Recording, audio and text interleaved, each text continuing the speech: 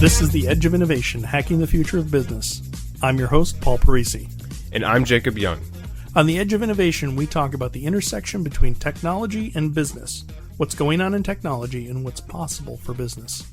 We're talking with Falk Wolsky. He's the Chief Innovation Officer with Innogate Tech.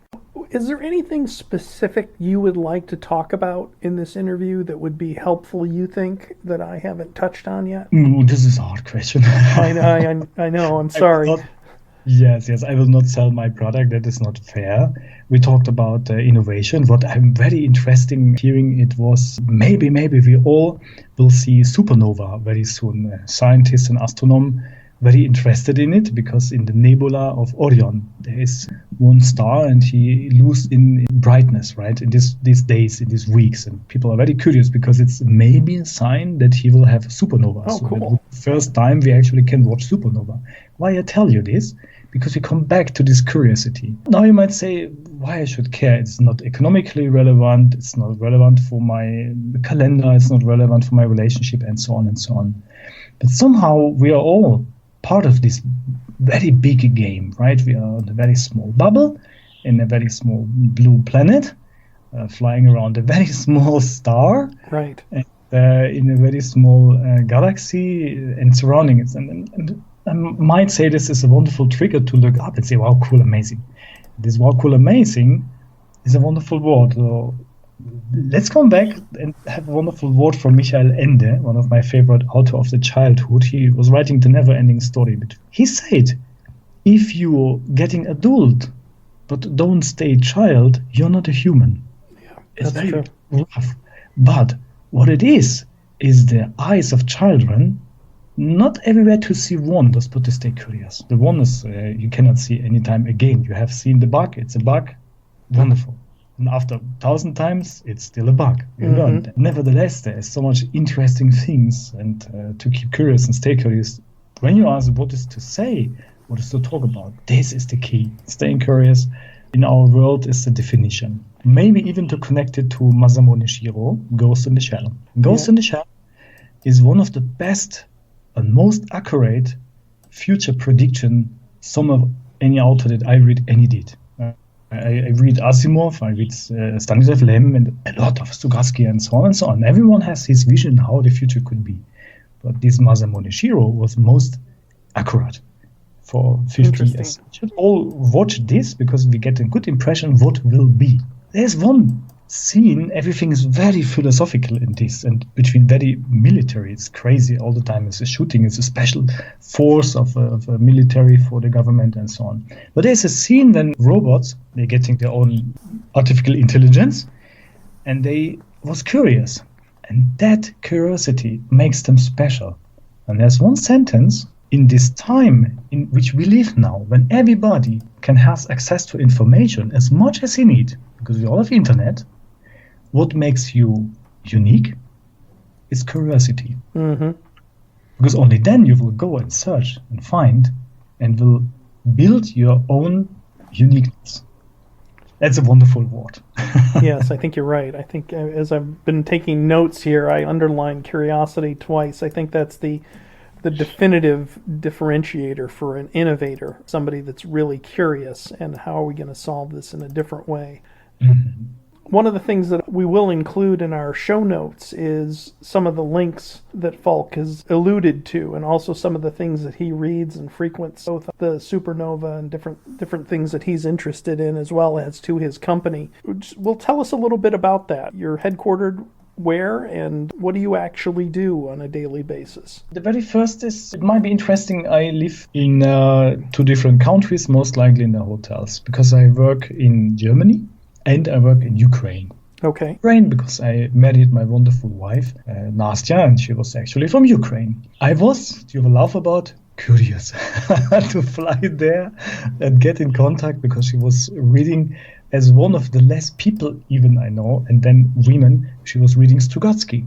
And I said, not too, I need to get to know to you. Wow. And so come to Ukraine, and we get in touch, and we fall in love, and be married. So Ukraine. This is where Innogate reside. Innogate is mainly focused to business applications, roughly speaking about all SAP, and doing this for very big companies in the energy sector. Okay. In Ukraine, you have DTEC, for example, as a very big one. And what I dislike, they have, it seems to me, still over 80% of charcoal to power. This is coal to power, right? So this is not really friendly. And in Ukraine, nobody cares, right?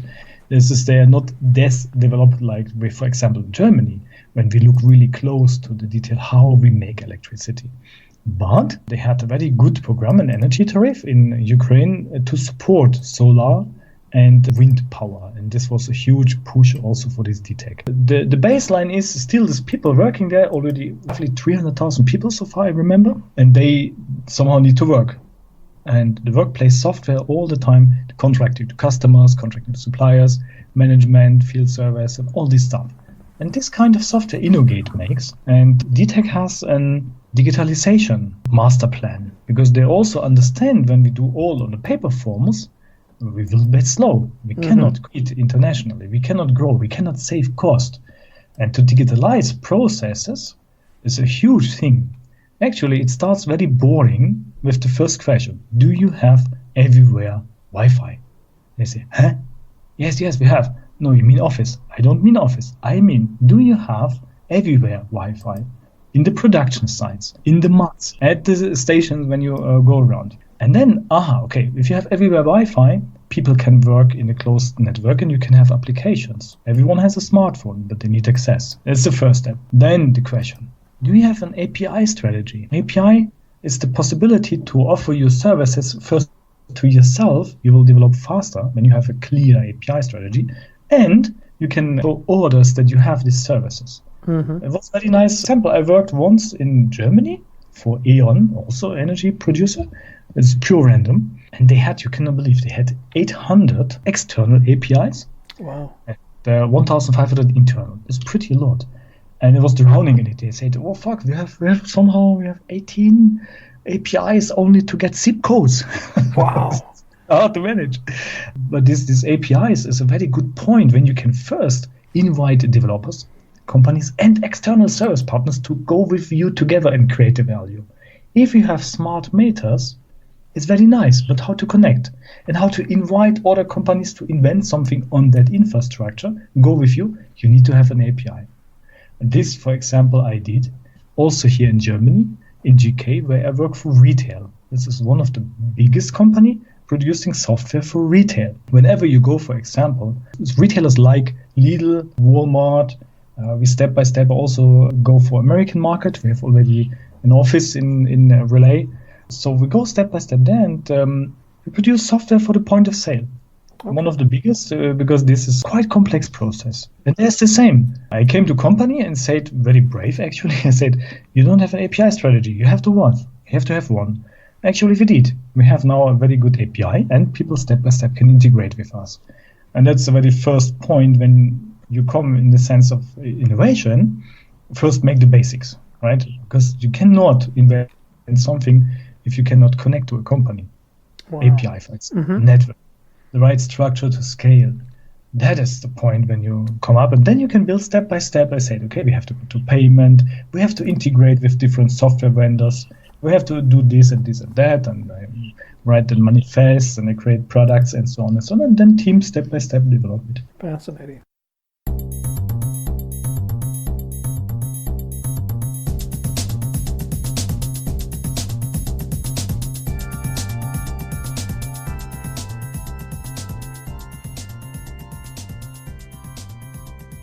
We talked a lot about me, pretty boring. What's true. About you? Who are you and what you did? You're also an inventor, I heard. Yeah, I've multidiscipline, done a lot of manufacturing stuff, a lot of technology stuff. And when technology, computers came out, I saw a way to do a lot of the things that you would do in the manufacturing sector without getting your hands dirty. It's really, it's like a manufacturing suite there's no oil or grease. You don't have to get dirt under your fingernails. Done a lot of that over years, and I love technology. I know the stuff that you've done. We're taking software, writing it. I've written software, did a startup that was e-forensics in the email sector. Okay, very interesting. Yeah, ended up selling that and have done publishing software, publishing automation software for financial publishing and things like that. The company I'm currently doing is sort of more a labor of love, but it's an IT services firm, and I had started an IT services firm, sold it in 1991 in 2000 after about 10 years, and I really enjoyed that company. So I started another one, IT consulting, and sort of building that up right now, and that's going very well. And you saw very early the potential in the software to automate everything, right? Yes. This is the footprint I see when you talk this. Yeah, very much so. Very much so. There was an Apple campaign, Kinko's, very old, called Wheels for the Mind, and it really symbolized or encapsulated what you could do with technology. It was the ability to automate and give people more efficiency and basically amplify the number of people you had. Can I ask you something about it? Yeah. With my wife, we will build a foundation. Mm-hmm. And the foundation should take care about what we call the useless society. I'm pretty sure you have heard already about it. Useless society is the people, they get automated of their jobs. We have this discussion a lot. And we have now a huge quote of people in university already, and their jobs they later do still don't exist. And on the other hand, we have a huge amount of people, they will just automated, I say. I see two directions as the very first, the truckers and the lawyers. Mm-hmm. Truckers, is the problem on them is they are not high skilled. If the trucks, especially the trucks, are super easy in exchange to cars on the street in the city, but on the highway, it's easier. And the big companies are very near to give a full automated solution for that in the range of 5 years. Sure. This is millions of people. Millions. What they will do? They go to elderly care? I don't believe so. They have, most of the time, no second job. Right. And this is what we call the useless society, and they will get more and more by this automation. So one of the philosophical questions in the Masamune Shirow Ghost in the Shell was exactly this. If a human understands he can automate something, he will do. But this is not always a good thing. How do you see this? Well, first of all, what we're doing, we're in the IT space, and the unemployment rate in the U.S. is under 4%, under 3%. You can't hire anybody.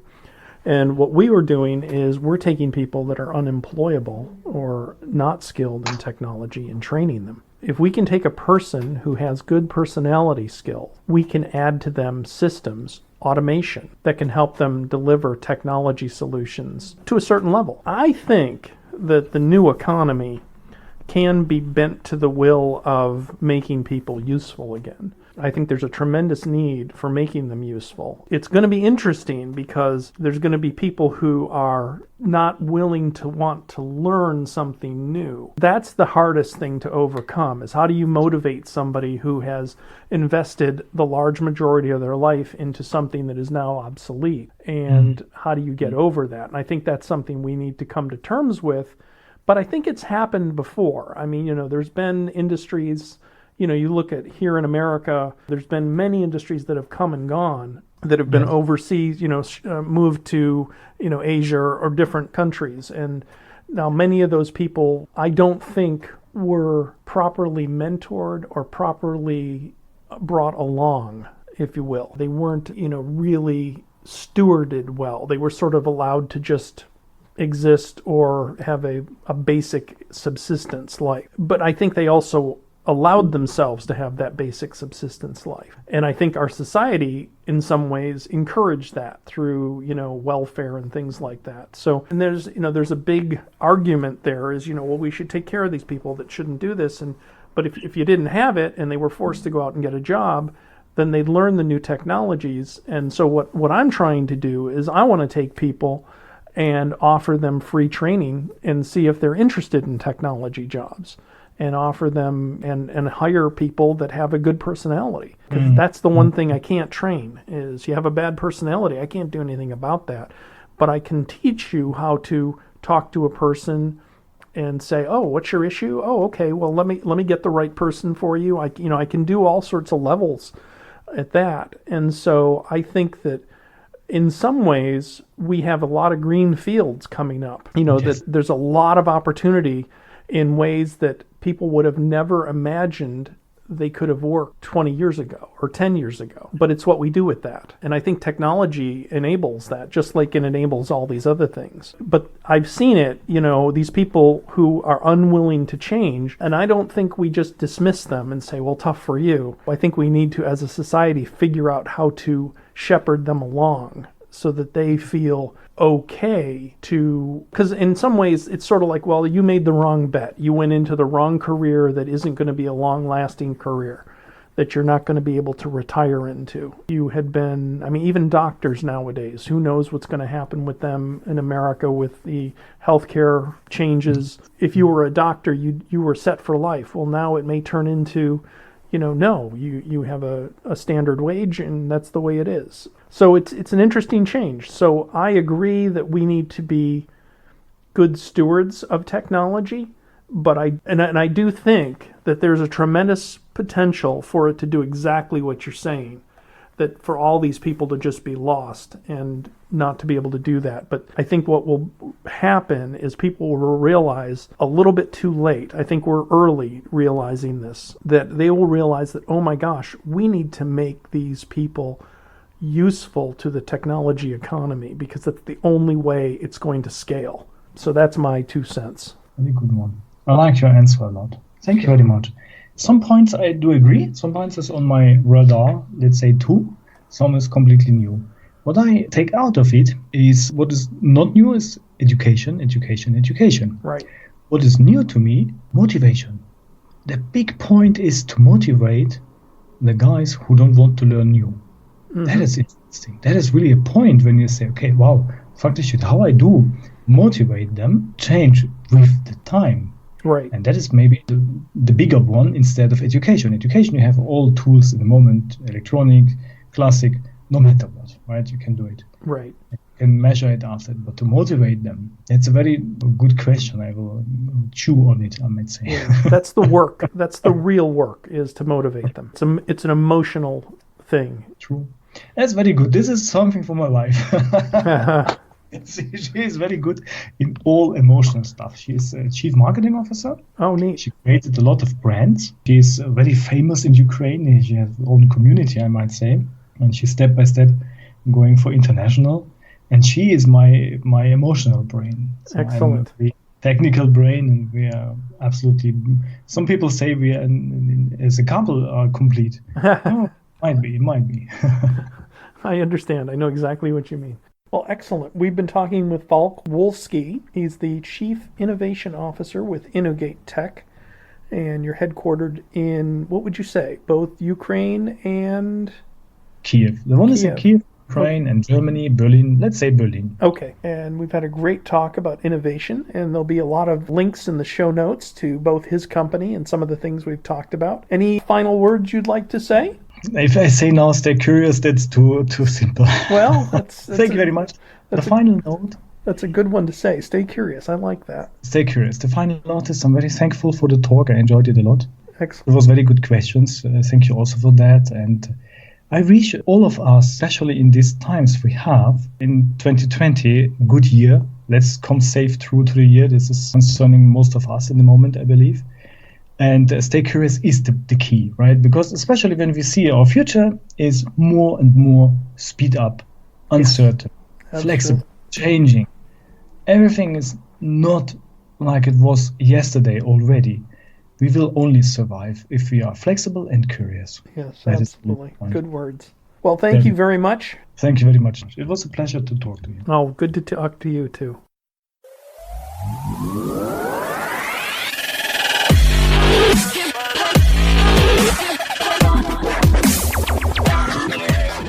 The Edge of Innovation is brought to you in partnership with Savior Labs.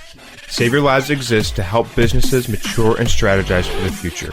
Learn more about Savior Labs at saviorlabs.com. Thank you for listening to this episode of The Edge of Innovation, Hacking the Future of Business. For the show notes and more information about Paul, please visit paulparisi.com. The Edge of Innovation is produced by Jacob Young in conjunction with copious amounts of coffee. Music on today's episode was from bensound.com. Paul can be found on Twitter at pdparisi and on LinkedIn at linkedin.com/pdparisi. This episode, like all our episodes, is transcribed and available at paulparisi.com. Thanks for listening, and we'll see you next week.